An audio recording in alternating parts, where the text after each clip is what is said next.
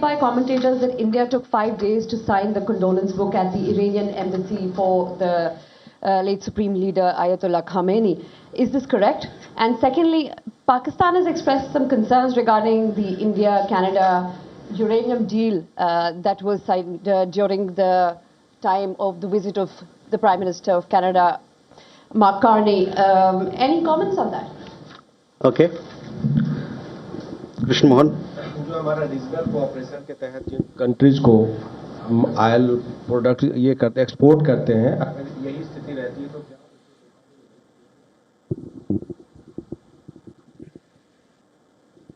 Okay, let's Ayushi first come to your question. Our Prime Minister, as you know, that he has spoken to several leaders in the Gulf after the conflict started. In these conversations, he stressed on the need for dialogue and diplomacy so that early peace can return. He also underlined the need to avoid civilian casualties, and he focused on the priority for protection of civilians. We have a large Indian community in the GCC countries, and obviously their security and welfare is of utmost importance. This was highlighted. We also, in several cases, condemned the violation of sovereignty and territorial integrity of states. As far as contacts with Iran is concerned, yes, our External Affairs Minister has been talking with his counterpart, and 3 conversations have happened in the recent few days. As far as the impact of the war, it is there for everybody of this conflict to see what's happening around, and obviously, it has several issues. Several of our lives have been impacted by it, and not just ours, but of people and countries around the world. Orchis on energy assistance to countries in the neighborhood. First, I would come to Bangladesh. As you know, India is a major exporter of refined petroleum products, especially to our neighborhood. We have received a request from the government of Bangladesh for supply of diesel, which is being examined. Given our people-centric and development-oriented approach to relations with Bangladesh, we have been supplying diesel from Numaligarh refinery since 2007 through various modes, which includes waterways, rail, and later through the India-Bangladesh Friendship Pipeline. A sale purchase agreement was signed in October 2017 between Numaligarh refinery and Bangladesh Petroleum Corporation for supply of high-speed diesel on mutually agreed terms. It bears mention that whilst diesel exports to Bangladesh have largely continued since 2017, India's refining capacity, our own requirements, and diesel availability will be factored in while taking decisions.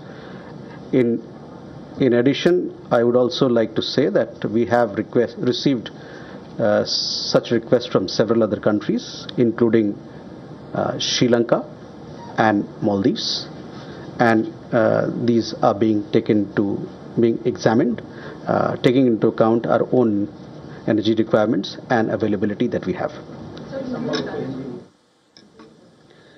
जैसा कि आप जानते हैं, Bharat refined petroleum उत्पादों का प्रमुख निर्यातक है, विशेष रूप से हमारे पड़ोसियों के लिए। जैसा कि मैंने अभी बताया, बांग्लादेश का हवाला दिया।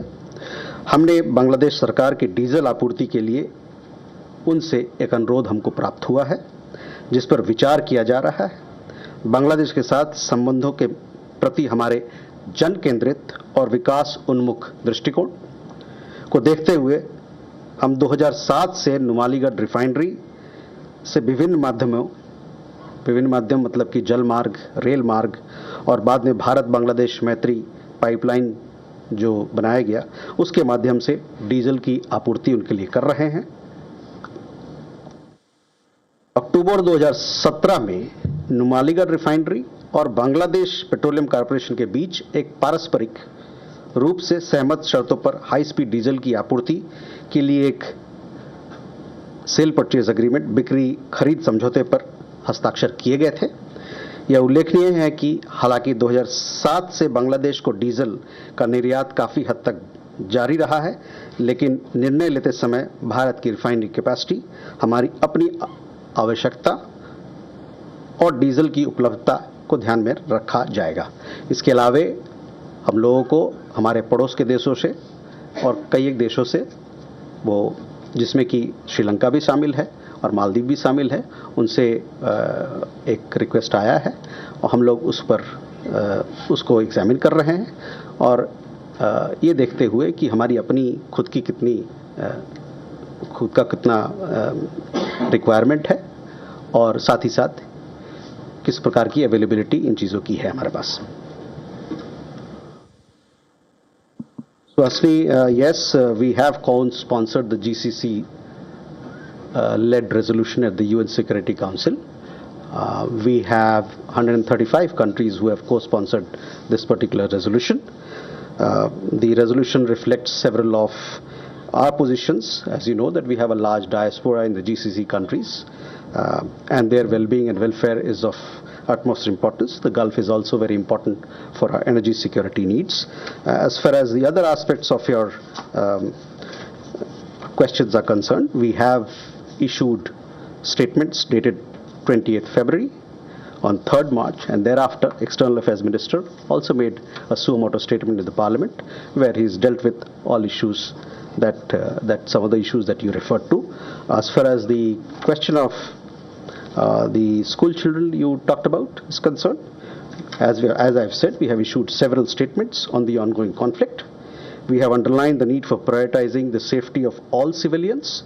We regret the precious lives lost, and express our grief in that regard. Jessica, coming to your question on the condolence book signing, let me clarify the issue for you and for everybody here. As you are aware, Foreign Secretary signed the condolence book at the Iranian embassy on behalf of the Government of India. He did so on 5th March itself, which was the first day of the opening of the book.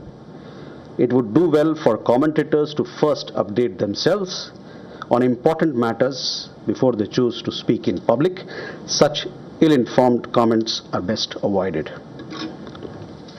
Your other question was again about India-Canada deal, on which some statement has been made. Let me say, we reject the statement made by Pakistan on the matter. India's credentials regarding non-proliferation are impeccable and well recognized by the global community. A country with a well-documented history of clandestine nuclear proliferation can hardly preach the virtues of export controls and proliferation risks. Such ludicrous statements are nothing more than an attempt by Pakistan to distract from its own abysmal record. Krishna Mohan, जैसा कि मैंने बताया था आपको कि कई सारे देशों से हमको उनकी तरफ से रिक्वेस्ट आया है और उस रिक्वेस्ट को हम लोग अभी उसको एग्जामिन कर रहे हैं और एग्जामिन करने के दरमियान में हम ये देख रहे हैं कि इसकी कितनी आपूर्ति है और कितनी अवेलेबिलिटी है हमारे पास में और हमारी अपनी खुद की कितनी हमारी ज़रूरत है। Rajesh. Hello sir, I'm Rajesh Roy from Bloomberg. I know you're not expanding on the shipping part on Iran, but as you said, External Affairs Minister Jaishankar in his last conversation with his Iranian counterpart discussed security of shipping and energy security. Are we looking for safe passage of all 24 ships in the west of Hormuz, or to start with, say, oil tankers or all cargoes inbound for India? Anything on that? Okay. Sumita. Hi sir, this is Sumita from ET Now. Just wanted to get your reaction on India easing Press Note 3 related restrictions for countries that share land border with India. Thank you. Abhishek. Sir, this is Abhimanyu Sharma from CNBC TV 18. Sir, if you can clarify that several reports have claimed that India has reached out to Iran seeking a safe passage of ships through the Strait of Hormuz. Has India made such a request? Has Iran granted an assurance or a safe passage? Okay. Dada. Thank you, sir. This is Gautam Lahiri. The question about the two Bangladeshi nationals have been arrested in West Bengal in connection with the murder of a political leader before the election. Actually, that happened before the election. Now, Bangladesh is demanding extradition of those two accused. So, what is the process? I want to know when it can be reported. And subsequent to that, the Bangladesh mission have asked for consular access. That's a wrap on this bulletin. News and updates will continue on the other side of this short break. Keep watching WION World is One.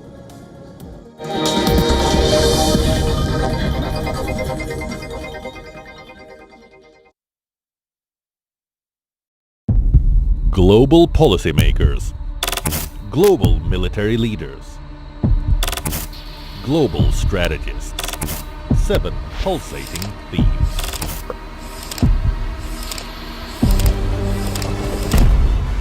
One global stage.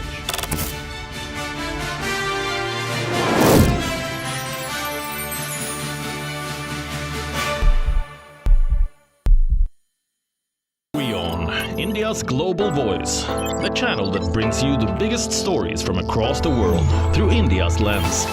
Now available in more than 190 countries worldwide. Because we believe that the world is one.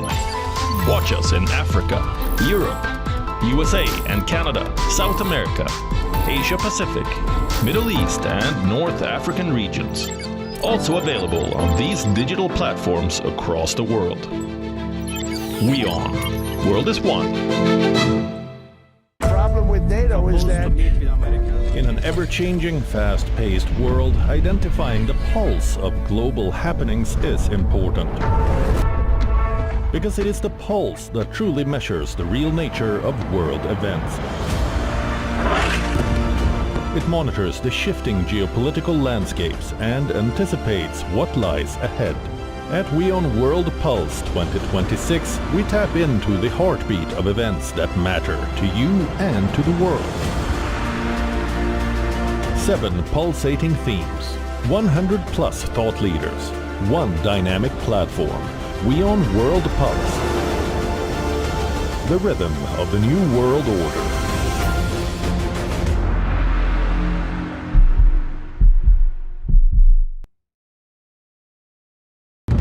In West Asia, every move shifts the world's balance. Wars, ceasefires, alliances, power never stands still. From Tehran to Tel Aviv, from Damascus to Doha, the West Asia Post cuts through the chaos to reveal the region that shapes the world. Because what happens in West Asia never stays in West Asia. This is the West Asia Post, the region's story, the world's impact.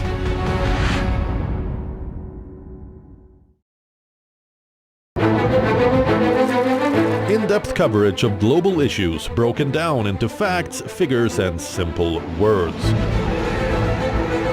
Backed with analysis from field experts who truly matter, because we believe in decoding the real picture for you. So you get a much wider and deeper understanding of stories from around the world, a 360-degree analysis. An award-winning documentary series, week after week creating the maximum impact. Watch WION Wide Angle at these times on WION, World is One.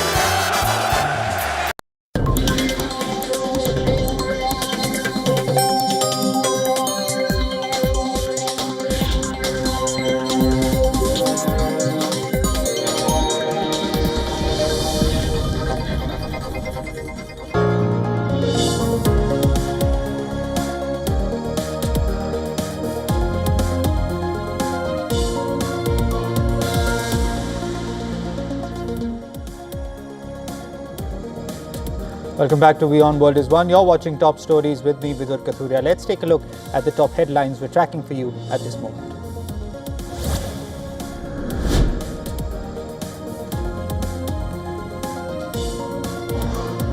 Iran's army says it targeted Israeli military bases, including Palmakim and Ovda air bases and headquarters of Israel's security service Shin Bet with drones as the war enters its 13th day.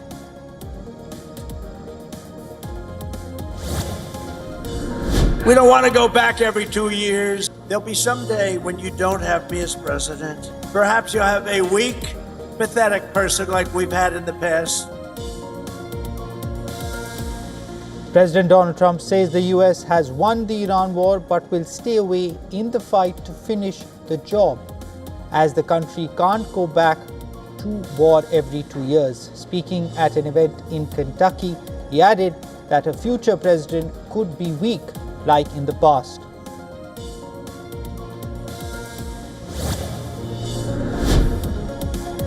UK Maritime Trade Operation says a projectile strikes a container ship near the United Arab Emirates, causing a small fire on board. The ship's crew is reported as safe.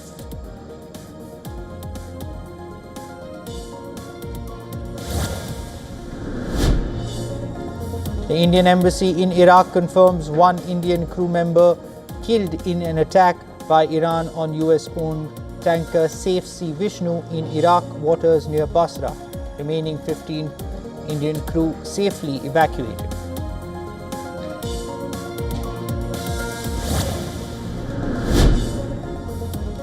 "177 Indians repatriated from Lebanon to New Delhi via a charter flight, while over 500 stranded Indians arrived from Qatar on commercial flights to cities including New Delhi and Mumbai amid rising West Asia tensions.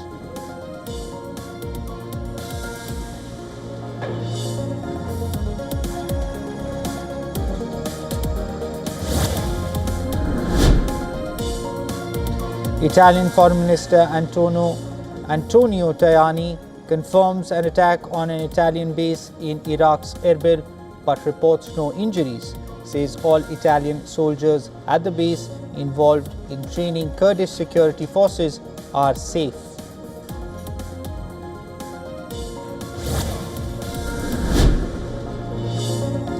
The US Central Command releases aerial footage of airstrikes on planes, claiming Iran is losing air capability day by day following US and Israeli strikes that began on February 28th.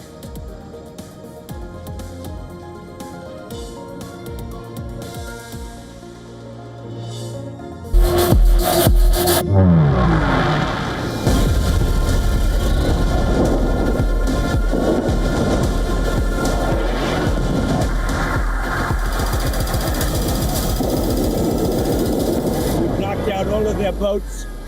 They have some missiles, but not very many. I think we're in very good shape. This is a war imposed on us. Transportation of oil has been slowed down because of the attacks and aggression made by Israelis and Americans against us.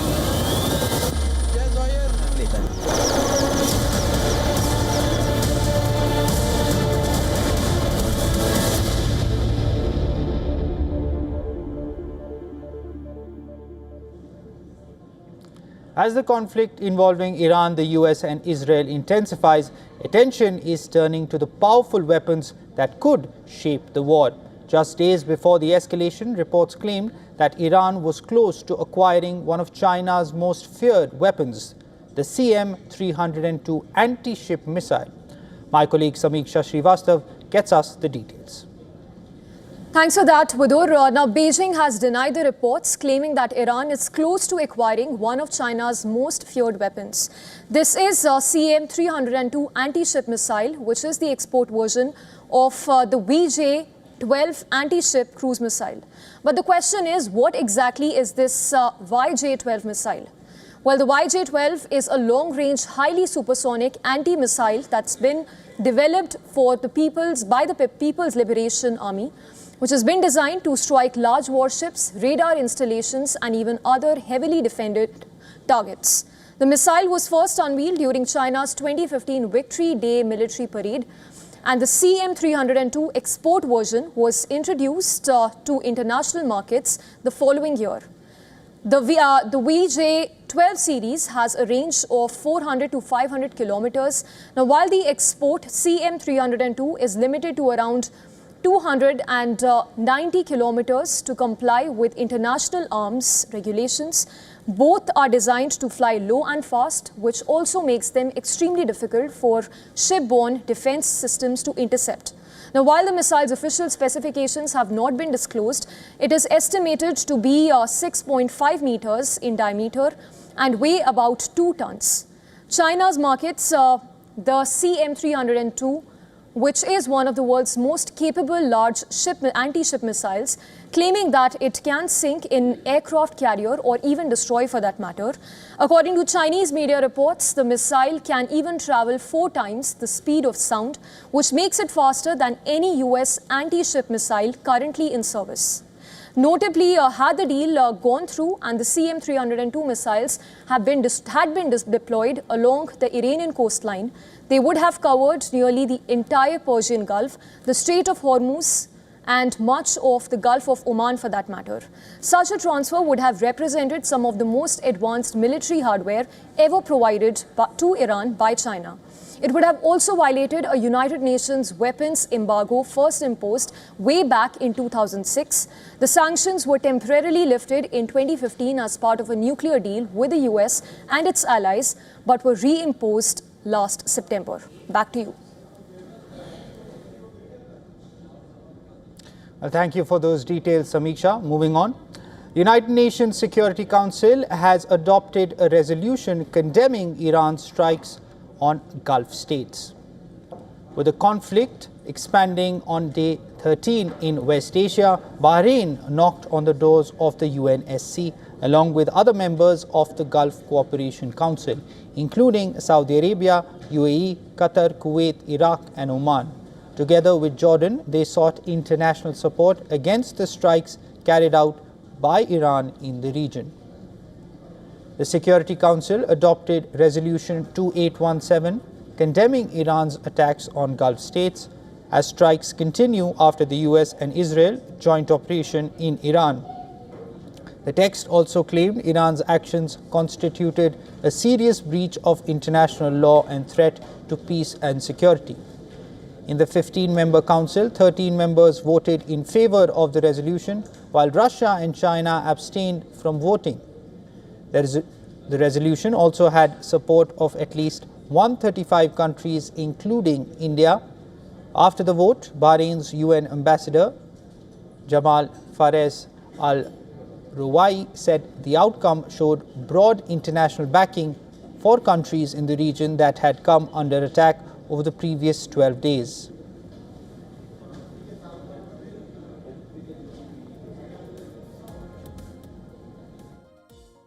The adoption of this resolution today sends a clear message, a united message from the Security Council, that missile attacks and drone attacks perpetrated by the Islamic Republic of Iran and a targeted number of regional states, including the Kingdom of Bahrain, these actions are completely rejected and are flagrant violations of the Charter of the United Nations and international law and the principles of good neighborliness.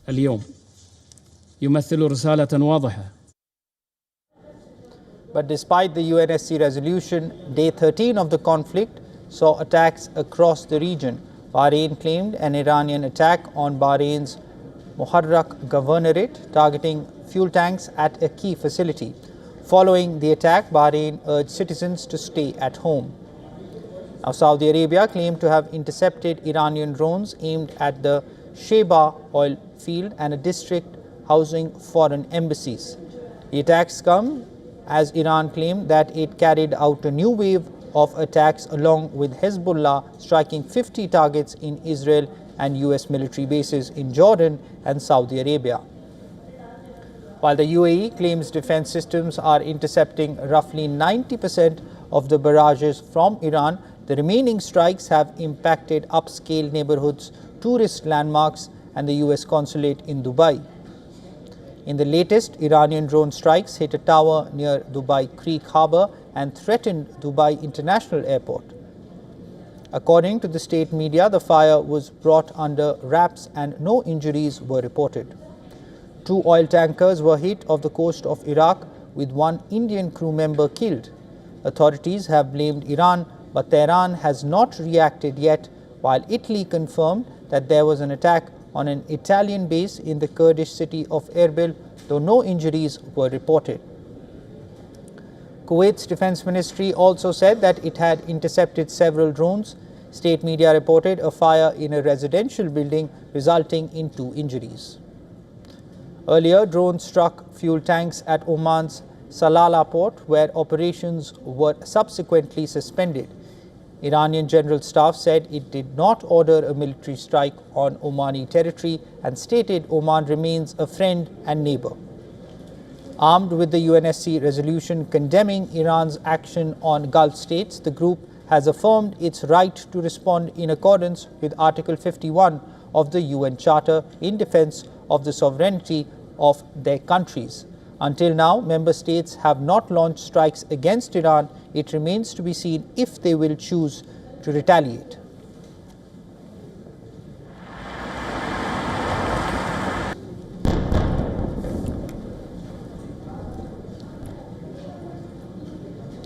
Hundreds of Indians remain caught in the crosshairs of the West Asia war, even as evacuation efforts are underway across Gulf nations and other parts of the region amid rising travel disruptions.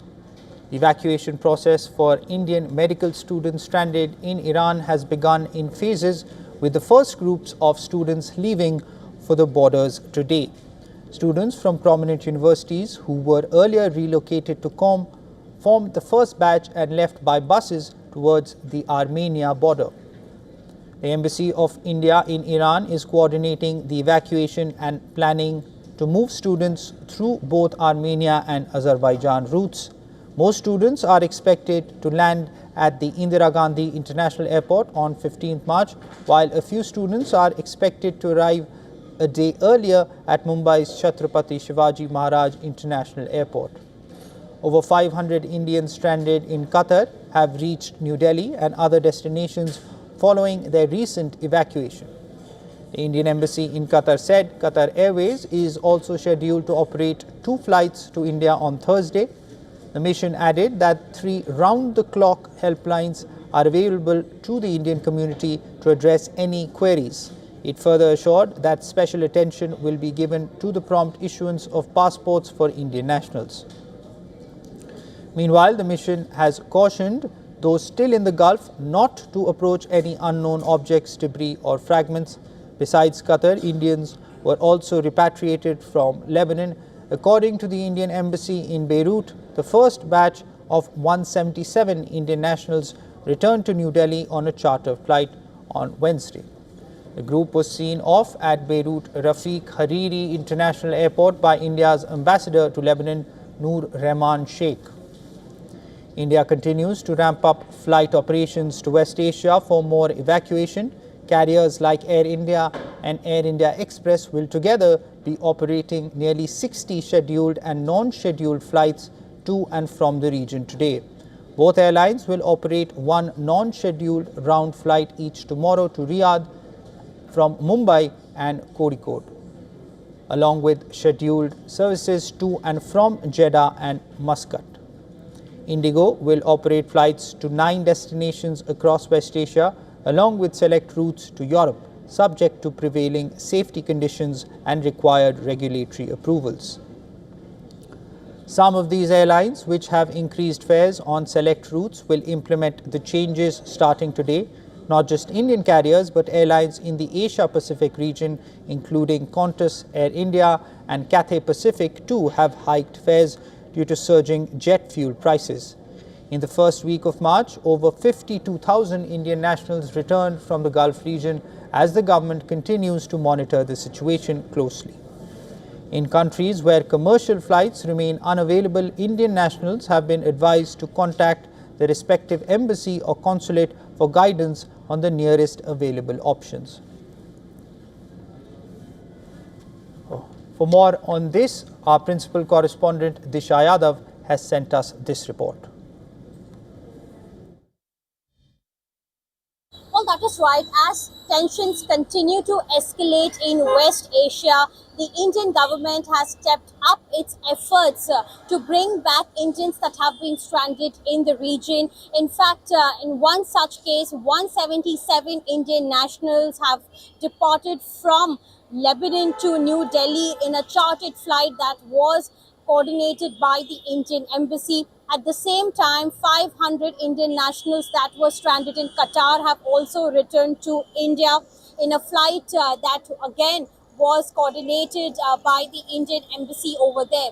Remember, the Ministry of External Affairs have activated control rooms as well as helpline numbers 24/7 so that Indian nationals who are currently living and working there, if at all if they feel unsafe or not secure, they can get in touch with them. In fact, Indian embassies over West Asia are also currently in touch with the local authorities and airlines that if at all if they can also operate additional flights that can bring in stranded Indians back to India. This is Disha reporting here for WION from Mumbai. Among those whose lives and livelihoods are at risk due to the West Asia conflict are nearly 1.8 million registered Nepali migrant workers residing across about a dozen Gulf countries. However, officials say the real number could be much higher. A large number of Nepalis in the Gulf living and working informally do not appear in official government records, with no clear end to the war in sight. Concerns are mounting about the safety of Nepalis across the region, and the government is mulling options for feasible evacuation if the conflict escalates. The Ministry of Foreign Affairs of Nepal has advised Nepali nationals residing in Israel and Iran to remain alert and take precautionary measures. Meanwhile, Nepal Airlines Corporation has stepped in to help stranded passengers. After weeks of disruption, the national carrier operated a special flight to evacuate Nepali passengers stranded at Dubai International Airport. Confirming to WION, officials said additional special flights are scheduled for March 12th and March 13th to bring back more nationals stuck in the region. Priority is being given to those stranded the longest, migrant workers and travelers whose flights have been repeatedly cancelled since the conflict broke out in late February. In the capital Kathmandu, the government has formed an emergency response team led by the Foreign Secretary to monitor the situation and prepare evacuation plans. Nepal is not immune to the economic fallout of the war as fuel prices rise. However, the state-owned Nepal Oil Corporation says there is no immediate reason to panic despite the country importing nearly 100% of its fossil fuel. For more on this, we are being joined by our correspondent Saloni Murarka from Kathmandu. The war in West Asia is beginning to impact Nepal and millions of Nepalese living in the region. Hundreds of Nepali passengers remain stranded at the Dubai International Airport. To bring them back home, Nepal Airlines Corporation has operated special flight and has also additionally scheduled a few rescue flights in the coming days. For many Nepalis, especially the migrant workers heading to or returning from jobs in Gulf states, the sudden halt in flight operations have led to days of uncertainty. Back home, families of migrant workers are growing increasingly concerned as the tensions escalate in the region. Meanwhile, the Foreign Ministry of Nepal is closely monitoring the situation and has urged Nepalese living in Iran and Israel to remain indoors and follow the local security advisories and to remain in contact with the embassies. Officials say that there is no immediate need for mass evacuation as the embassies across the Gulf states are on alert and in constant touch with the Nepali community. Meanwhile, concerns over the fuel supply is also rising. Nepal, which imports all of its petroleum products, says that there is no immediate shortage. So for now, authorities say that the situation is under control but is being closely watched as the conflict unfolds. I'm Saloni Murarka reporting for WION from Kathmandu, Nepal. Amid an escalating conflict across the West Asian region, an Israeli airstrike hit a tent camp sheltering displaced Gazans in west of Gaza City. The tent camp was struck 3 times. The first 2 were warning strikes, and the last one was a major strike that resulted in a huge blaze and sent plumes of smoke into the sky. Displaced Gazans in the Ansar camp received phone calls from what they said were Israeli military personnel ordering them to evacuate the area within 5 minutes.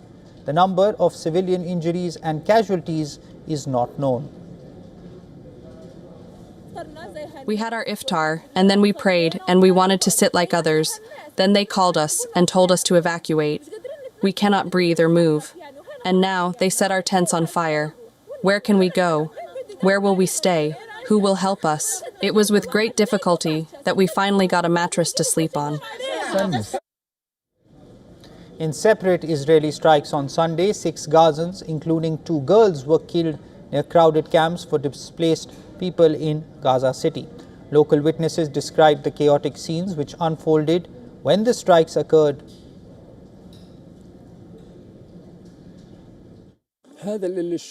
It was a moment of intense panic for people.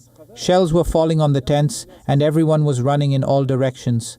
Men, women and children felt they had lost any sense of safety. We couldn't even find vehicles to take the wounded to hospitals.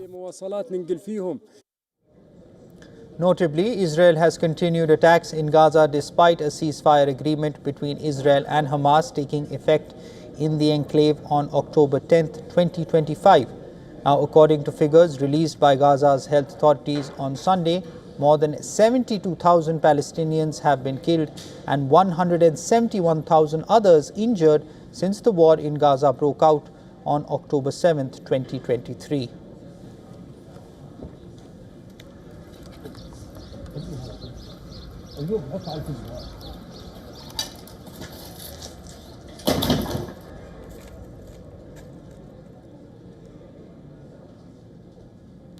India has sufficient coal reserves to meet rising electricity demand, with total stocks currently enough to last about 88 days.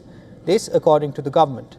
In a recent statement, the coal ministry said the country holds around 210 million tons of coal across mines, power plants and transit supplies. The government said this stock level is adequate to handle any sudden increase in demand, particularly ahead of the high power consumption summer months. Coal production and supply during the current financial year have remained higher than consumption levels. This has helped build record inventories at both coal mines and thermal power plants. Apart from this, nearly 14 million tons of coal is reportedly in transit through the supply chain. When combined, coal stocks at the mine have reached about 156.58 million tons. Thermal power plants across the country also hold significant reserves. According to the government, power stations had about 54.05 million tons of coal as of March 9, 2026. At the current consumption rate, this stock is sufficient for around 24 days of power generation. The government said production continues steadily and logistics support from Indian Railways is helping ensure smooth movement of coal from mines to consumers. With strong output and steady supply, the ministry said the current inventory levels are expected to support the country's power requirements even if demand rises in the coming months.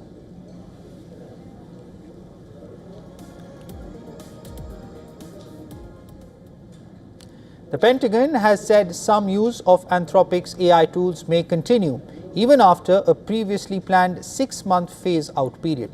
According to Reuters, an internal memo says exemptions could be granted in rare and extraordinary circumstances for operations deemed critical to national security. The guidance is outlined in an internal Pentagon memo dated March 6th and signed by Chief Information Officer Kirsten Davies. The memo says exemptions would only be considered for mission-critical activities directly supporting national security operations, and only where officials determine there is no viable alternative. Any Pentagon unit seeking an exemption would need to submit a comprehensive risk mitigation plan for approval. Anthropic's AI also powers Project Maven, the US military's primary system for automating target identification. The platform analyzes video and image feeds from drones and surveillance satellites. The technology has been used in military operations, including during the Iran war. Legal and technology experts say the carve-out highlights how difficult it may be to fully implement the ban on Anthropic's use. A government contracts lawyer said many vendors may struggle to prove Anthropic's technology has been completely removed. He said companies could find it particularly hard to verify that their software contains no open source code or components linked to Anthropic. The memo comes after a weeks-long dispute inside the Pentagon over guardrails for the military use of Anthropic's AI systems. The row culminated with Defense Secretary Pete Hegseth declaring the company a supply chain risk, following which Anthropic filed a lawsuit seeking to block the Defense Department from implementing the ban.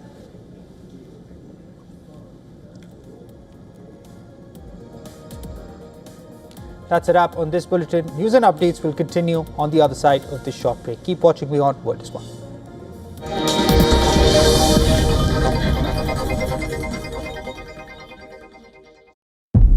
Global policymakers, global military leaders, global strategists, 7 pulsating themes.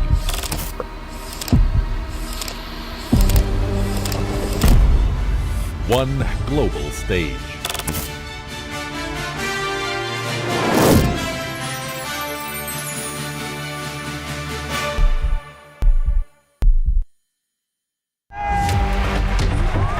Campaigns, elections, alliances, controversies, and power play. Beyond the noise and rhetoric, no election, no ballot issue too small. Stories that analyze global and domestic politics. More than just headlines. A dedicated show with varied perspectives, expert take, citizens' voices, detailed ground reports, and in-depth coverage from political corridors of the world. This is Race to Power. Only on WION. World is One.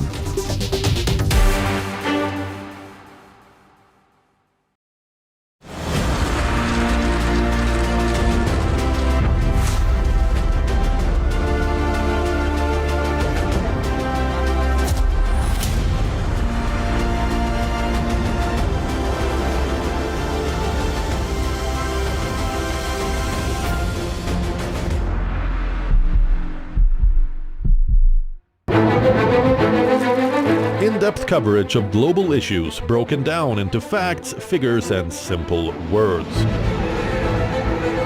Backed with analysis from field experts who truly matter, because we believe in decoding the real picture for you. So you get a much wider and deeper understanding of stories from around the world, a 360-degree analysis. An award-winning documentary series, week after week creating the maximum impact. Watch WION Wide Angle at these times on WION. World is One. WION, India's global voice, the channel that brings you the biggest stories from across the world through India's lens. Now available in more than 190 countries worldwide. Because we believe that the world is one.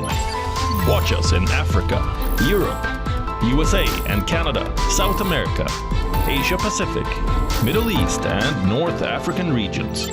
Also available on these digital platforms across the world.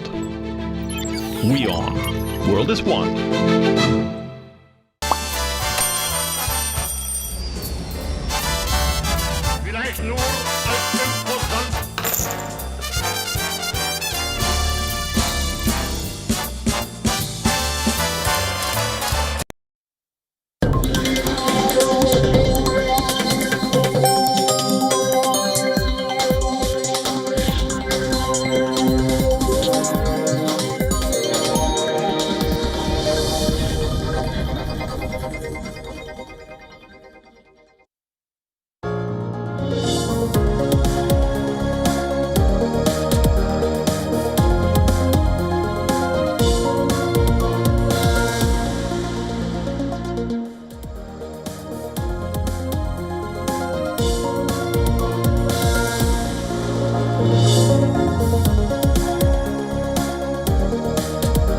Welcome back. You're watching WION World is One. I'm Shivan John. Now, let's start with the headlines.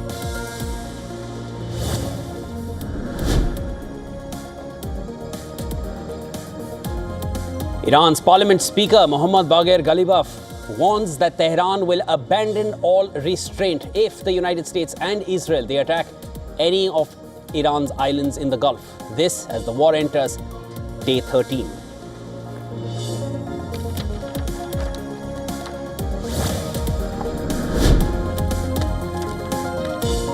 Firefighters work to put out a blaze near the airport at a facility in Bahrain. The government claims that the fuel tanks at a facility in Muharraq have been targeted by Iranian forces.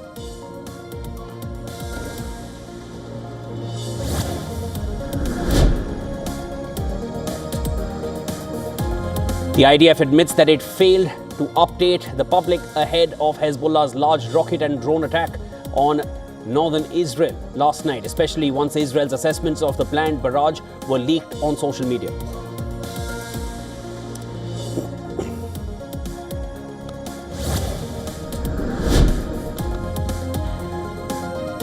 The MEA says External Affairs Minister Dr. S. Jaishankar spoke to his Iranian counterpart Abbas Araghchi to discuss the safety of shipping and energy security as tensions escalate in the Strait of Hormuz. This comes amid attacks on commercial vessels in the crucial waterway.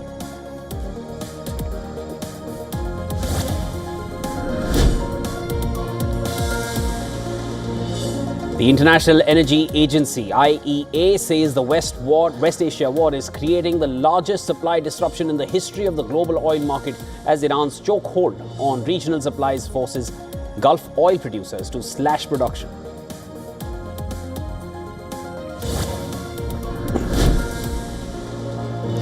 Indian markets face pressure as investors sell risky assets across the region. The Nifty dips below 23,700 points. The Sensex closes just above 76,000.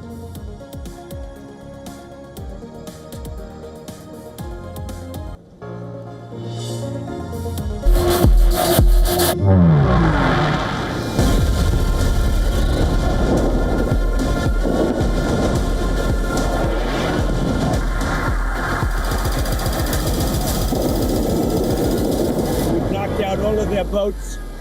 They have some missiles, but not very many. I think we're in very good shape.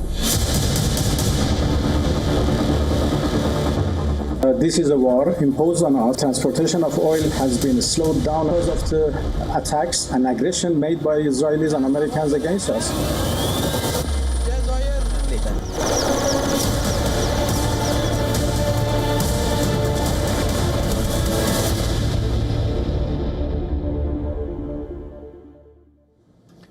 And US President Donald Trump began the war with Iran, demanding Tehran's unconditional surrender. 13 days into the war, he is claiming victory is almost been achieved. Trump's claim comes despite Iran still hitting back at targets across the Gulf and holds the crucial Strait of Hormuz in a chokehold. Trump said US forces had knocked out 58 Iranian naval ships and that Iran was pretty much at the end of the line. He said the US would now look very strongly at the Strait of Hormuz, adding that the straits are in great shape. Are you considering letting the U.S. Treasury Department buy oil futures as a means to keep the oil prices down? Well, we're going to be in very good shape. You see what's happening. They are pretty much at the end of the line. Doesn't mean we're going to end it immediately, but they've got no Navy, they've got no Air Force, they've got no anti-air traffic, anything. They have no systems of control. We're just riding free range over that country. And now we're going to look very strongly at the straits. The straits are in great shape. We've knocked out all of their boats. They have some missiles, but not very many. I think we're in very good shape. The main thing is we have to win this. They win it quickly, but win it. Iran has made it clear that it intends to impose a prolonged economic shock. This is in remarks directed at the US. The spokesperson for Iran's military command said that get ready for oil to be $200 a barrel because the oil price depends on regional security, which you have destabilized. West Asia saw a wave of attacks on oil and transport facilities. 2 tankers were ablaze in Iraqi waters on Thursday. Iraq and others They blamed Iranian explosive-laden boats, but Iran has not taken any responsibility here. Bahrain claimed that Iran targeted fuel tanks at a facility in Muharraq, sparking a massive fire. Saudi Arabia said that it had also intercepted several drones heading towards its Sheba oil field. Oman's state news agency reported that drones struck oil storage facilities at Salalah port. Iran has denied that it carried out the attack. Now, Iranian weapons also struck elsewhere in the Gulf, with Kuwait reporting a drone hit a building in the south, injuring 2. While Dubai authorities, they responded to a drone that fell on a building near the vicinity of Dubai Creek Harbour. Another container vessel reported being struck by an unknown projectile near the United Arab Emirates. Trump's strategy is under scanner. Democrat Senator Chris Murphy, who attended a 2-hour classified briefing on the war, slammed the U.S. strategy as incoherent and unlikely to achieve any of the stated objectives. He also claimed that U.S. has no plans to reopen the Strait of Hormuz. So far, there is no sign that ships can safely sail through the Strait of Hormuz, the conduit for around a fifth of the world's oil. Iran has already shown that it has the tools, it has the capacity to disrupt the flow of oil through the Strait of Hormuz, and it can do it quickly and cheaply. Trump claims that he has the military power to reopen it, but the claim is yet to take shape, making the Strait one of the most dangerous pressure points in the entire conflict.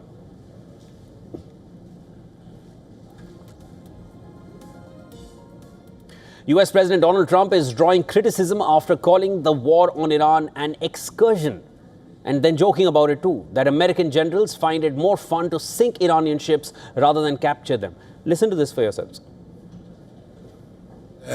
Doing really well, I mean, at a level that nobody thought. We took a little excursion because we felt we had to do that to get rid of some evil. And I think you'll see it's going to be a short-term excursion. Trump boasted about US military actions against Iran and even claimed that Washington has already won the nearly 2-week-old conflict.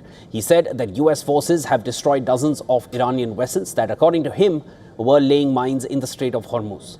Trump said he questioned military officials about why the ships were not captured for US use instead of being destroyed. In fact, I got a little upset with our people. I said, "What quality of ship?" "Excellent, sir. Top of the line." I said, "Why did we just capture the ship? We could have used it. Why did we sink them?" They said, "It's more fun to sink them." I said, they like sinking them better. They say it's safer to sink them. I guess it's probably true. Now, Trump also criticized former President Barack Obama and defended his decision to abandon the Iran nuclear deal negotiated with world powers during Obama's administration, the JCPOA, which was abandoned in 2018 under Trump's term. Trump repeated his claim that the US and Israeli campaign against Iran has already crippled Tehran's military capacities. We don't want to leave early, do we? We got to finish the job, right? Over the past 11 days, our military has virtually destroyed Iran. Tough country. Their air force is gone, totally gone. That took the better part of about 3 hours. The rhetoric contrasts with the more cautious tone used by senior US military leaders, including Joint Chiefs Chairman Dan Kane, who said that he respects the commitment of Iranian fighters. Despite claiming the war to be a short-term excursion and effectively over, Trump also said that the US must continue the campaign and finish the job in Iran.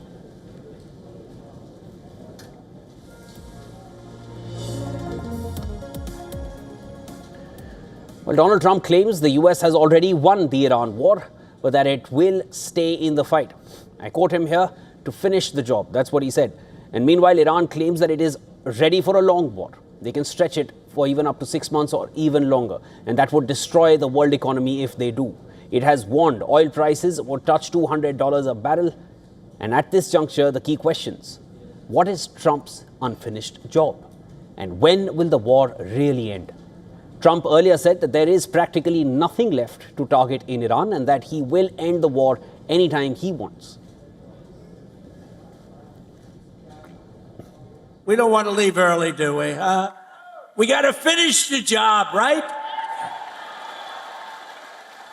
Over the past 11 days, our military has virtually destroyed Iran. Tough country. Their air force is gone, totally gone. That took the better part of about 3 hours. They no longer have radar. They don't have anti-aircraft equipment. They don't have anything. Their missiles are down 90%. Their drones are down 85%. We're blowing up the factories where they're made left and right.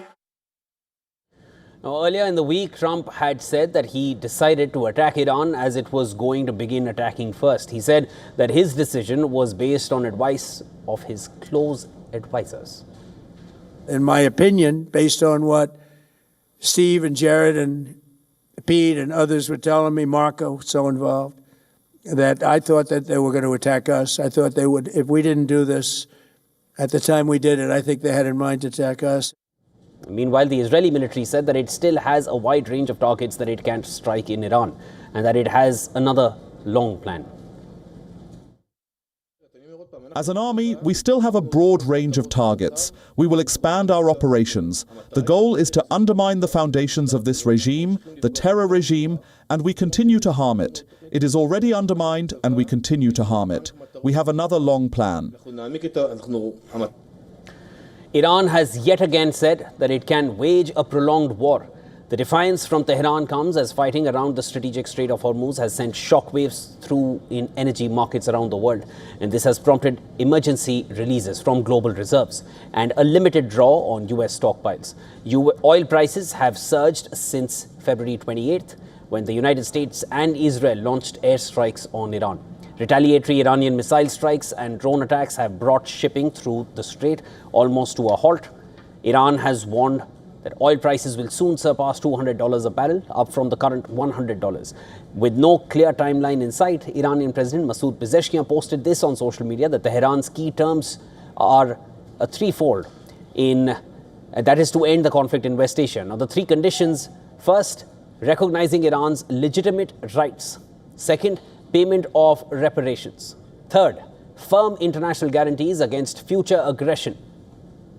Pezeshkian said he has already conveyed the same position during a phone call and during phone calls with leaders of Russia and Pakistan as well.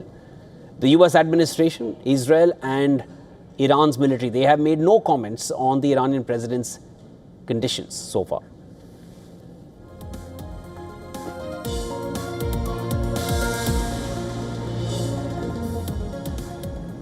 "46 Democratic senators have written to the US Defense Department demanding answers over a deadly strike on a school in southern Iran in MEA city. The questions follow a report that now says that the US may have indeed struck that school after using outdated targeting data. Over 185, largely students, died in that attack. The letter was signed by every member of the Senate Democratic caucus except John Fetterman of Pennsylvania. The lawmakers say that Congress must know whether US forces were involved and whether civilian safeguards failed. They want details on the targeting procedures and whether outdated intelligence played a role.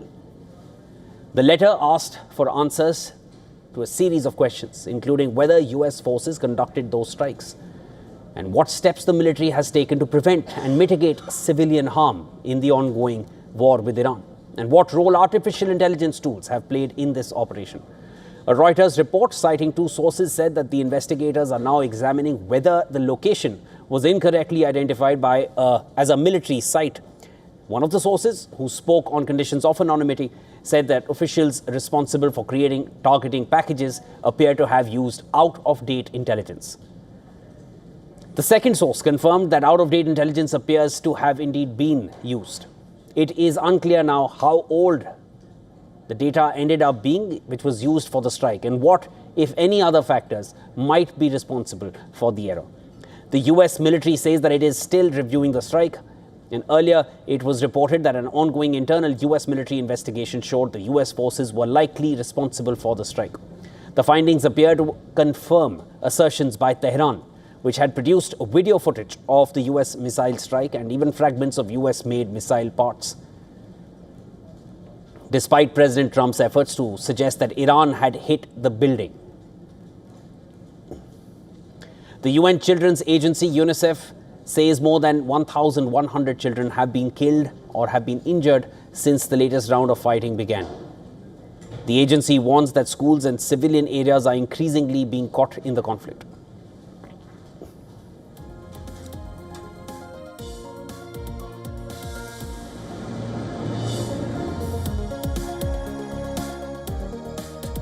And Norwegian police has arrested 3 brothers, all Iraqi origin citizens.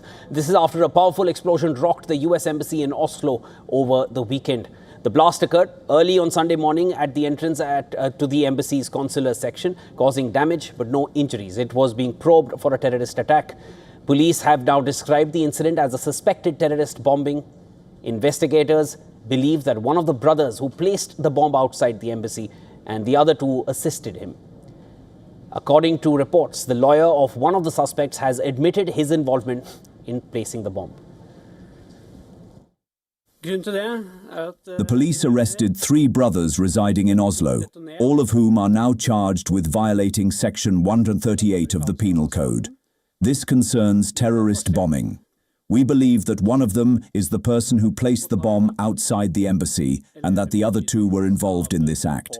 All 3 are Norwegian citizens of Iraqi origin.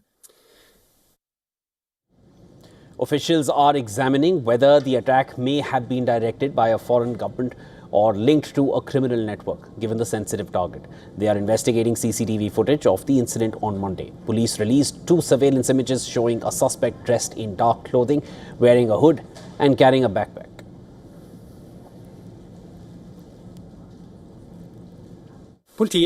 We are still working on several hypotheses. One of them is whether this is an order from a government entity. This is quite natural given the target of the act, the American embassy, and the current global security situation. It may also be linked to criminal networks. US embassies across West Asia, they remain on heightened alert following recent US-Israel strikes on Iran. Several diplomatic missions have already come under attack as Iran retaliates by targeting both industrial and diplomatic facilities. Norway's security service has cautioned that Iran may rely on proxy actors, including criminal networks, to carry out such operations. In its latest annual threat assessment, the agency identified Iran as one of the principal threats to national security. Despite these warnings, Iran's ambassador in Norway, Alireza Jahangiri, has rejected any suggestion of involvement in the embassy explosion, calling it unacceptable to implicate his country.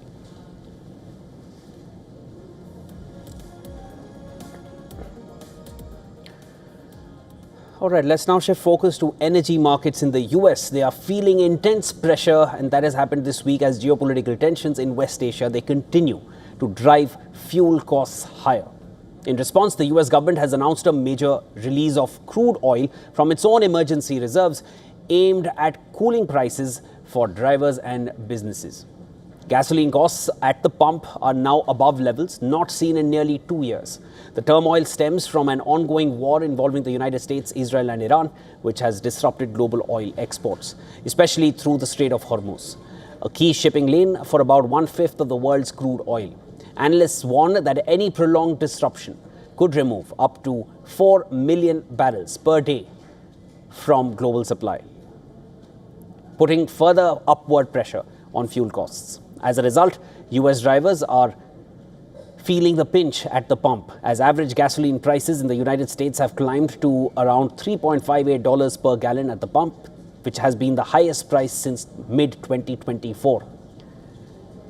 Now, to try to counter the upward pressure on fuel costs, the US Department of Energy announced that it will release 172 million barrels of oil from the strategic petroleum reserves that it holds. And this is going to happen starting next week. Now, this is part of a broader release of 400 million barrels agreed by the 32-nation International Energy Agency. The SPR, which is for the US, it currently holds about 1.05 billion barrels. So this release represents roughly 16% of total reserves. Officials say the US release will take about 4 months to deliver to the market, but it's not an instant fix. The plan aims to make more crude available to refiners, easing supply shortages that are contributing to higher prices at the pump. Some refiners, however, warn that logistical bottlenecks could delay the impact, especially in the Midwest and Southeast. Despite the announcement, crude oil prices have remained volatile, with traders watching closely whether the reserve release will be enough to calm markets and continued geopolitical risk. Some analysts warn prices could rise further if the Strait of Hormuz remains unstable.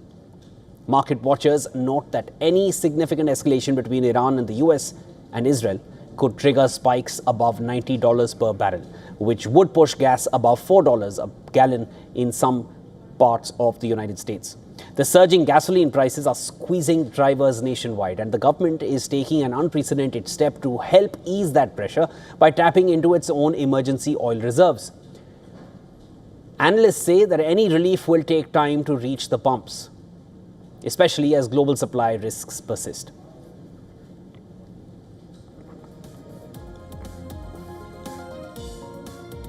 The US is opening a new front in its global trade battles.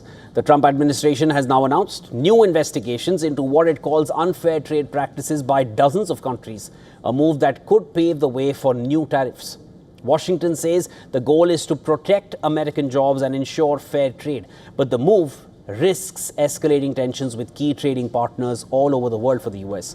The United States Trade Representative's Office has launched 2 separate investigations under Section 301 of the Trade Act of 1974, the same legal authority previously used by the Trump administration to impose tariffs on Chinese imports during his first term. Now, the first investigation, it focuses on excess industrial capacity, essentially looking at whether countries are producing far more manufactured goods than global demand, potentially flooding international markets with cheaper products. According to US Trade Representative Jamieson Greer, the probe will examine economies including the European Union, China, Japan, India, Singapore, Switzerland, South Korea, Vietnam, Taiwan, and Mexico. Officials say the investigation will focus on countries where there is evidence of structural overproduction across various manufacturing sectors. If the US concludes that these practices are in fact harming American industries, the investigation could lead to new tariffs or other trade penalties. The second investigation, expected to begin shortly, will focus on imports linked to forced labor. Greer says the probe could affect around 60 US trading partners, examining whether countries have laws that prohibit the import of goods produced using forced labor. The investigations come at a critical moment in US trade policy. Just weeks ago, the US Supreme Court struck down President Trump's global tariffs, ruling that he exceeded his authority by using emergency economic powers to impose duties on imports from nearly all countries across the world. In response, the administration quickly imposed a temporary 10% tariff on imports, and that quickly went up to 15%, which will remain in place until July 24th, while officials work on more permanent trade measures. Despite the court setback, the administration says that its broader strategy remains unchanged, protecting domestic industries and reducing what it sees as unfair competition. Some tariffs, including sector-specific duties on steel, aluminium, and automobiles, they remain unaffected by the court ruling and are still in place. And the timing is notable. The investigations are unfolding just weeks before an expected meeting between President Trump and Chinese President Xi Jinping in Beijing in April, where trade tensions are likely to be high on the agenda.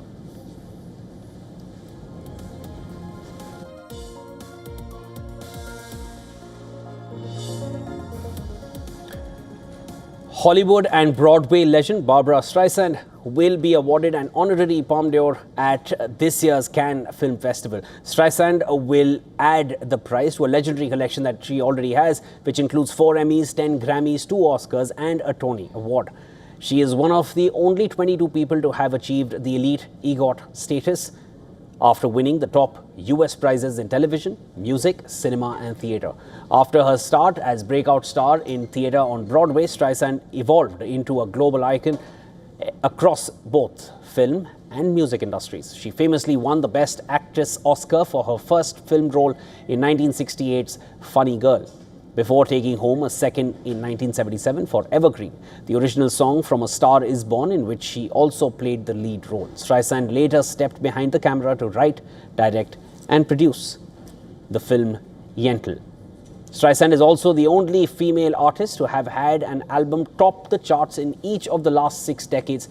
For Cannes, the prize recognizes Streisand's contribution as the legendary synthesis between Broadway, Hollywood, music, hall, stage and the big screen. New Zealand filmmaker Peter Jackson, let's talk about him next. He is best known for the Lord of the Rings trilogy. He will also be awarded an honorary Palme d'Or during the festival.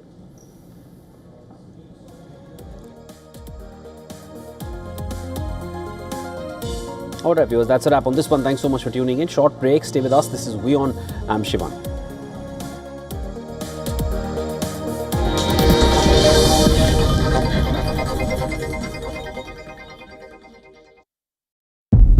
Global policymakers, global military leaders, global strategists, 7 pulsating themes.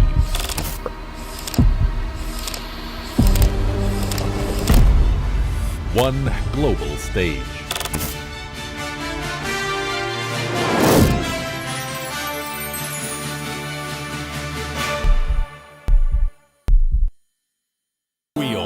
India's global voice, the channel that brings you the biggest stories from across the world through India's lens. Now available in more than 190 countries worldwide. Because we believe that the world is one. Watch us in Africa, Europe, USA and Canada, South America, Asia Pacific, Middle East and North African regions. Also available on these digital platforms across the world. WION. World is one. In West Asia, every move shifts the world's balance. Wars, ceasefires, alliances, power never stands still. From Tehran to Tel Aviv, from Damascus to Doha, the West Asia Post cuts through the chaos to reveal the region that shapes the world. Because what happens in West Asia never stays in West Asia. This is the West Asia Post, the region's story, the world's impact.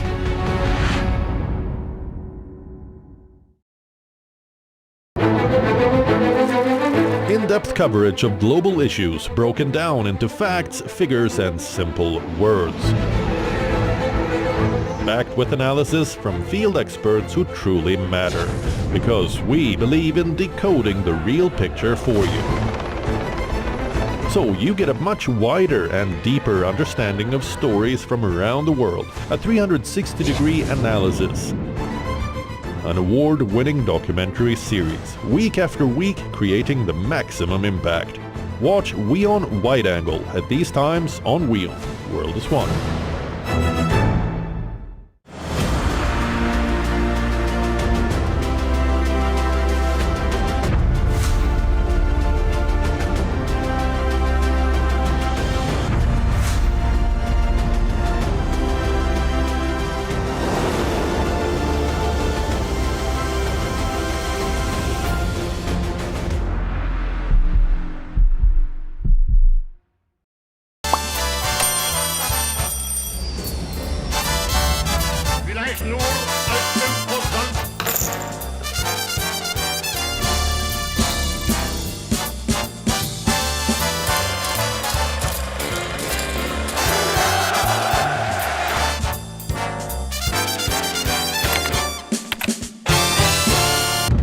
In West Asia, every move shifts the world's balance.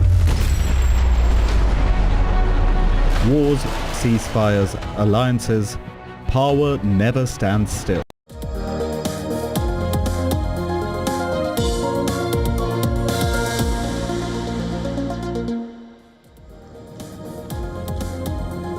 Welcome back. You're watching WION World is One. I'm Kripa and we're bringing you the latest developments from across the world. But first, let's start with the headlines.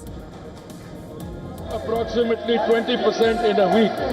In another neighbor has closed universities early and brought forward the Eid al-Fitr holiday to save fuel. Countries in Southeast Asia have also had to take energy rationing and conservation measures.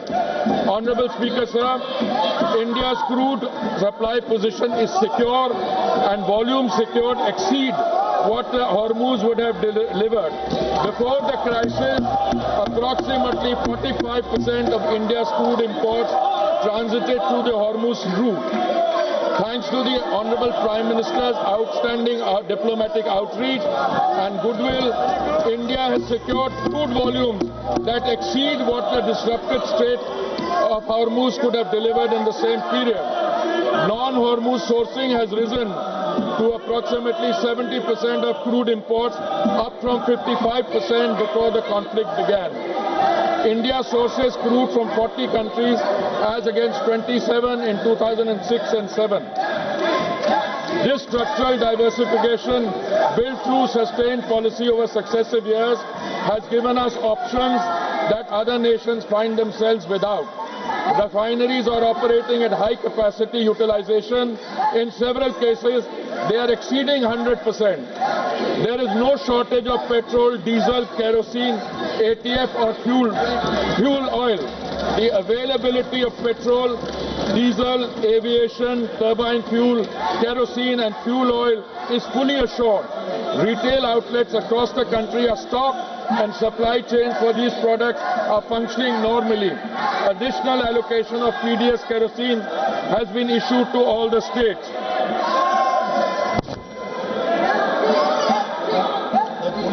Honorable Speaker, sir, natural gas supply has been managed through prioritized allocation and the position is stable, well beyond immediate need.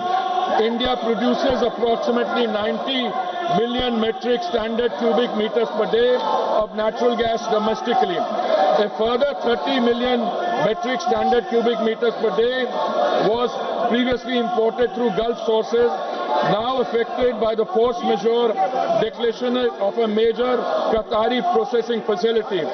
The force majeure declaration, the Natural Gas Control Order issued on 9th March 2026 under the Essential Commodities Act established an immediate priority sequence. Domestic pipe gas goes to home and CNG for vehicles receives 100% supply with no cuts.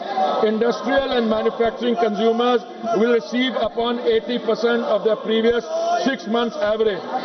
Fertilizer plants will receive up to 70%, protecting the agricultural input chain ahead of the sowing season.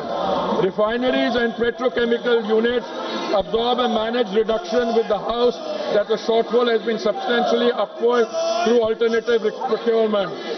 Large LNG cargoes are arriving on an almost daily basis through alternative supply routes, and India has sufficient gas production and supply arrangements to sustain this position even in the event of a prolonged conflict.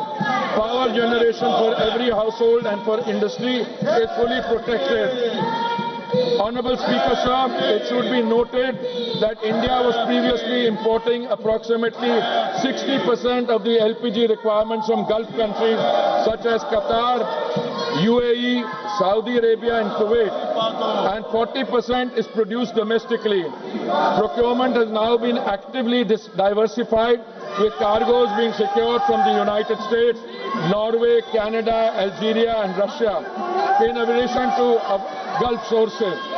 The LPG control order issued on 8th March 2026 directed all refineries to maximize LPG yields and channel the entire output of C3 and C4 hydrocarbon streams comprising propane, butane, propylene and butene exclusively to the 3 oil marketing companies for domestic cooking gas. Hence, in the last 5 days, LPG production has been increased by 28% through refinery directive, and further procurement is roughly underway. Modi government's foremost priority is that the kitchen of India's 33 crore families, especially the poor and the underprivileged, do not face any shortage. Domestic supply is fully protected and the delivery cycle is unchanged. The standard time for booking to delivery for domestic LPG cylinders remains 2.5 days, unchanged from pre-crisis norms. Hospitals and educational institutions have been placed on uninterrupted priority supply, and their access to LPG is fully assured regardless of broader demand conditions. Field reports indicate hoarding and panic booking at the distributor and retail level, driven by consumer anxiety rather than any actual supply shortage. The House should be clear on this. The rush booking pressure in some localities reflects a demand distortion, not a production or supply failure. Delivery authentication code coverage is being expanded from 50% to 90% of consumers under this system. A cylinder can only be logged as delivered when the consumer confirms receipt through a one-time code on their registered mobile, making undocumented diversion effectively impossible to conceal. A 25-day minimum booking period has been introduced as a demand management measure in urban areas and 45 days in rural and Durgam Kshetra areas. OMC field officers and the anti-adulteration cell are coordinating enforcement at the distributor level. The Home Secretary has chaired a meeting with Chief Secretaries of all states to align state-level administration with the Central Supply and Information Framework. Commercial LPG has been regulated to prevent black marketing, not to penalize the hospitality sector. Commercial LPG is sold in a completely deregulated, over-the-counter market at market price without any government subsidy. There is no registration system, no booking requirement, no digital authentication, and no delivery confirmation mechanism. Any business or individual can purchase cylinders in any quantity at the point of sale with no government control in normal time. In a supply-constrained environment where public anxiety is elevated, this deregulated structure creates a direct and uncontrolled pathway for hoarding, diversion and resale at inflated prices. Had commercial supply have been diverted to the grey market at the expense of genuine commercial consumers and domestic households alike, the government has therefore taken the responsible course to regulate this channel with clear priorities and a transparent allocation mechanism. A three-member committee comprising executive directors from IOCL, HPCL and BPCL was constituted on 9th March 2026. Extensive meetings have been held and state civil supply departments and restaurants associations across the country and are continuing. The committee has assessed genuine need by geography and sector to ensure available commercial volumes reach commercial LPG requirement is going to be supplied from today by OMCs in coordination with the state government so that there is no hoarding or black marketing. Honorable Speaker, sir, alternate fuel options are being activated to ease pressure on LPG and gas channels. Kerosene is being made available through retail outlets and PDS channels, and fuel oil is being made available for industrial and commercial consumers. The Ministry of Environment has advised state pollution control boards to permit for the duration of this crisis period the use of biomass, RDF pellets and kerosene coal as alternate fuels for the hospitality and restaurant segment for 1 month, which would enable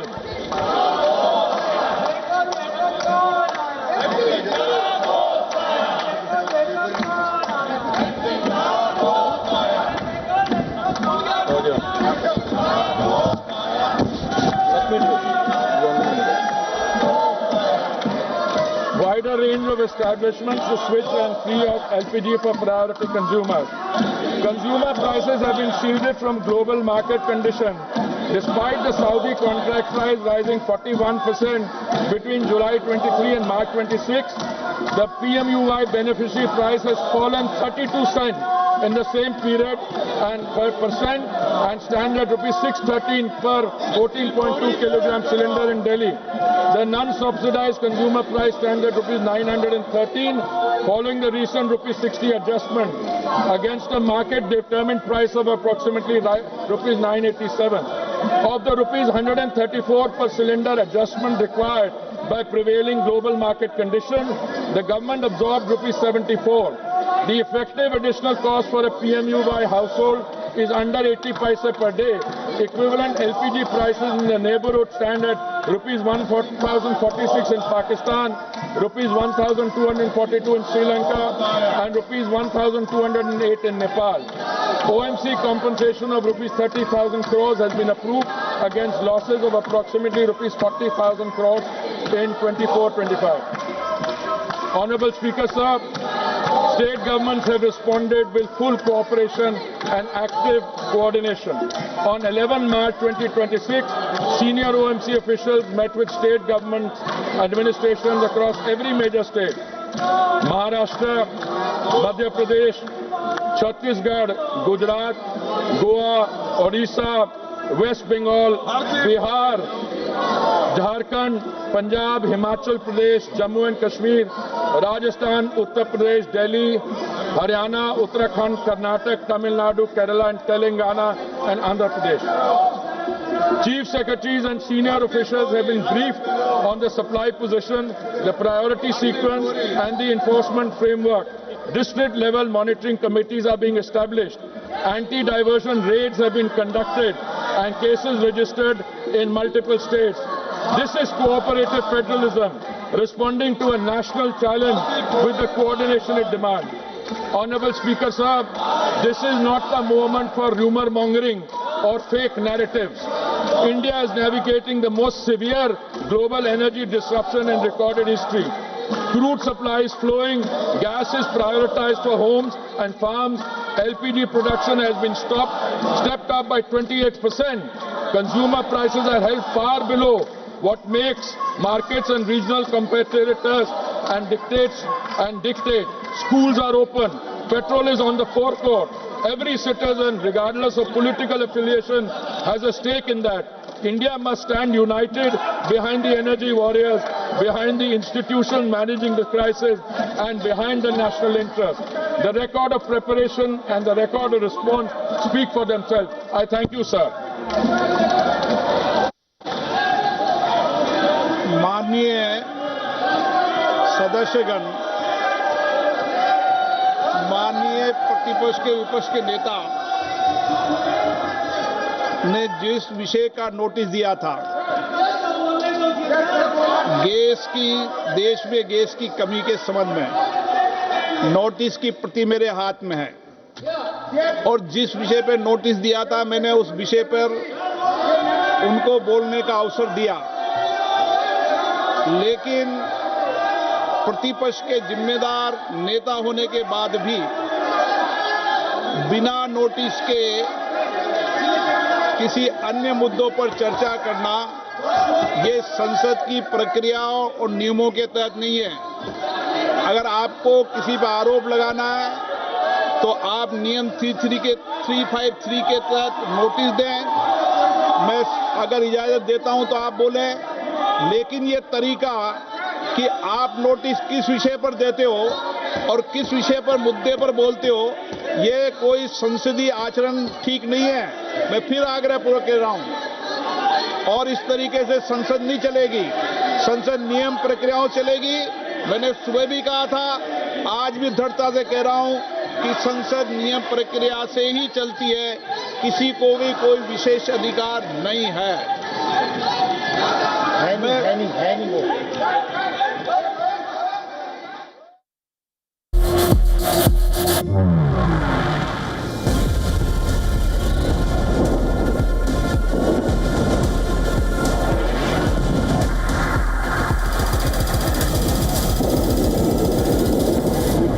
All of their boats. They have some missiles, but not very many. I think we're in very good shape.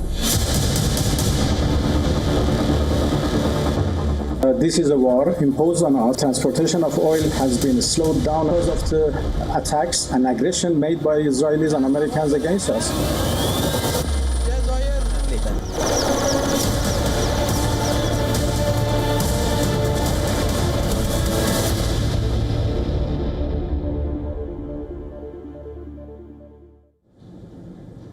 Well, the United Nations Security Council has adopted a resolution condemning Iran's strikes on Gulf states.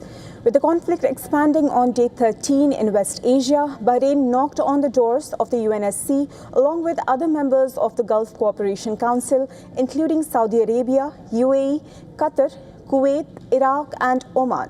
Together with Jordan, they sought international support against the strikes carried out by Iran in the region.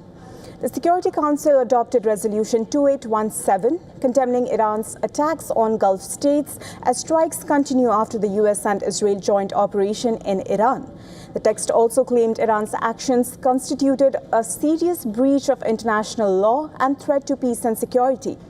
In the 15-member council, 13 members voted in favor of the resolution, while Russia and China abstained from voting. The resolution also had support of at least 135 countries, including India. After the vote, Bahrain's UN ambassador, Jamal Faris Al-Rawai, said that the outcome showed broad international backing for countries in the region that had come under attack over the previous 12 days. The adoption of this resolution today sends a clear message, a united message from the Security Council, that missile attacks and drone attacks perpetrated by the Islamic Republic of Iran and a targeted number of regional states, including the Kingdom of Bahrain, these actions are completely rejected and are flagrant violations of the Charter of the United Nations and international law and the principles of good neighborliness. But despite the UNSC resolution, day 13 of the conflict saw attacks across the region. Bahrain claimed an Iranian attack on Bahrain's Murak governorate, targeting fuel tanks at a key facility. Following the attack, Bahrain urged citizens to stay at home, and Saudi Arabia claimed to have intercepted Iranian drones aimed at the Sheba oil field and a district housing foreign embassies. The attacks comes as Iran claimed that it carried out a new wave of attacks, along with Hezbollah striking 50 targets in Israel and US military bases in Jordan and Saudi Arabia. While the UAE claims defense systems are intercepting roughly 90% of the barrages from Iran, the remaining strikes have impacted upscale neighborhoods, tourist landmarks, and the US consulate in Dubai. In the latest, Iranian drone strikes hit a tower near Dubai Creek Harbour and threatened Dubai International Airport as well. According to the state media, the fire was brought under wraps and no injuries were reported. 2 oil tankers were hit off the coast of Iraq, with 1 Indian crew member killed. Authorities have blamed Iran, but Tehran has not reacted yet. While Italy confirmed that there was an attack on an Italian base in the Kurdish city of Erbil, no injuries were reported. Kuwait's defense ministry also said it had intercepted several drones. State media reported a fire in a residential building, resulting in 2 injuries. Earlier, drones struck fuel tanks at Oman's Salalah port, where operations were subsequently suspended. Iranian General Staff said it did not order a military strike on Omani territory and stated that Oman remains a friend and a neighbor. Armed with the UNSC resolution condemning Iran's acts on Gulf states, the group has affirmed its right to respond in accordance with Article 51 of the UN Charter in defense of the sovereignty of their countries, and until now, member states have not launched strikes against Iran. It remains to be seen if they will choose to retaliate.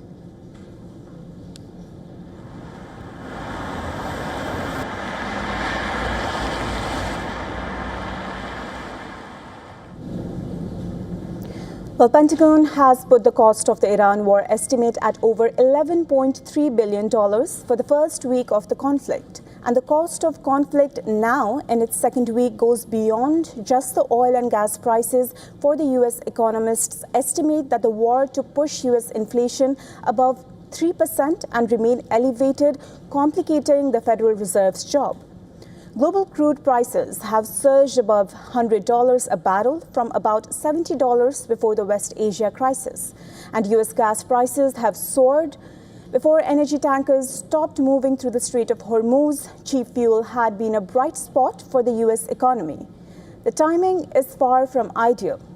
Recent data has shown a steadily climbing unemployment rate, rising